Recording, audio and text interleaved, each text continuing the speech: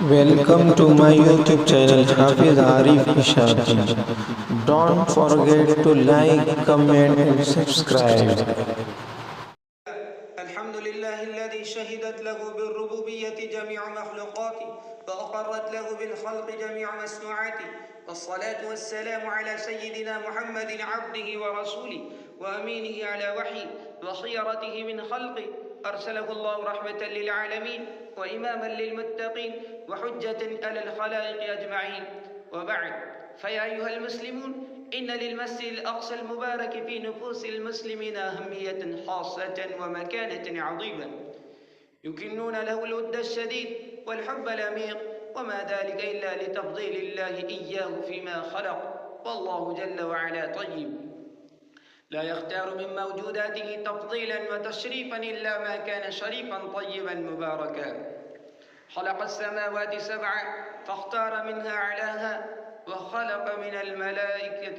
وخلق الملائكة فاصطفى منهم رسلا وسادة كجبريل وميكائيل وإسرافيل، وخلق من الماء بشرا فاختار منهم نبيين، ثم اصطفى منهم رسلا مبشرين ومنذرين، ثم اجتبى من الخيار الآخر السابق الذي أمهم جميعا بالمسجد الأقصى ليلة الإسراء، حيث قال تبارك وتعالى: سبحان الذي أسرى بعبده ليلا من المسجد الحرام إلى المسجد الأقصى الذي باركنا حوله.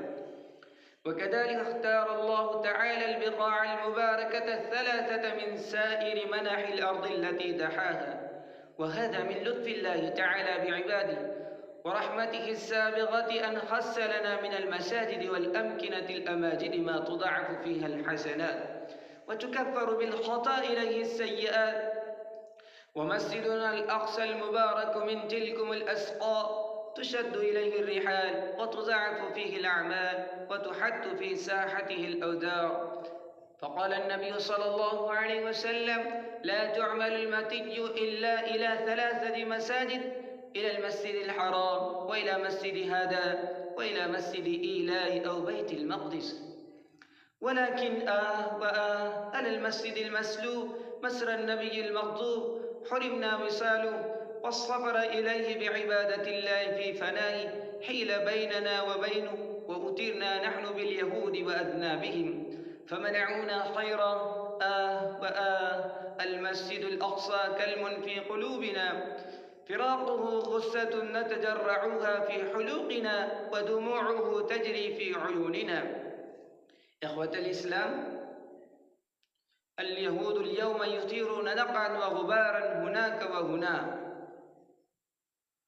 يوارون به سواتهم القادمة من زعم هدم المسجد الأقصى وبناء هيكلهم المزعوم فوق ترابه. ودويلات العرب مشغولة باللهو واللعب، مهمومة بقطع العلاقات مع الشقيقات ومد أيدي الصداقة إلى الدول الماكرات الخبيثات. إن نكبة فلسطين قد أدخلت على كل بيت من بيوت المسلمين حزنا أميقا وحسرة وأسى، وإن كلمات التفجع والرثاء على القدس تكتب اليوم بالدموع والحسرة ولوعة وأسفا. ولكن البحار إذا جرت دموعا واجتمع العرب والمسلمون على البكاء أفرادا وجماعات وشعوبا، فإن هذه الدموع لا تنقذ الأقصى والقدس. ولم يسبق لأمة من الأمم أنها استطاعت أن تحول الهزيمة إلى نصر بالبكاء وحده دون أن يدعم بالعمل. وهل استطاع الفاتحون الأولون وعلى رأسهم الفاروق القائد أن يفتحوا القدس بالبكاء أو بالكلام فقط؟ إن الفاتحين الأولين من المسلمين وعلى رأسهم صلاح الدين كانوا يجودون بأموالهم وأنفسهم في سبيل الله، وكانوا يرجون إحدى الحسنيين، الشهادة أو النصر.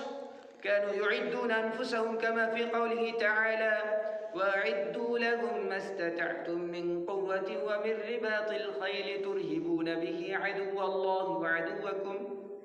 ومفهوم الإعداد يشمل الإعداد المادي والإعداد الروحي. إخوة الإيمان، هناك 6 واجبات على كل مسلم على الأقل إذا يؤديها على الوجه الأكمل يكون بإذن الله عز وجل ممن أدى حق فلسطين ويكون مساهما في تحريرها، ويوم القيامة يقول: يا رب تألمت لفلسطين وللمسجد الأقصى ففعلت كذا وكذا وهذا ما كنت أملك.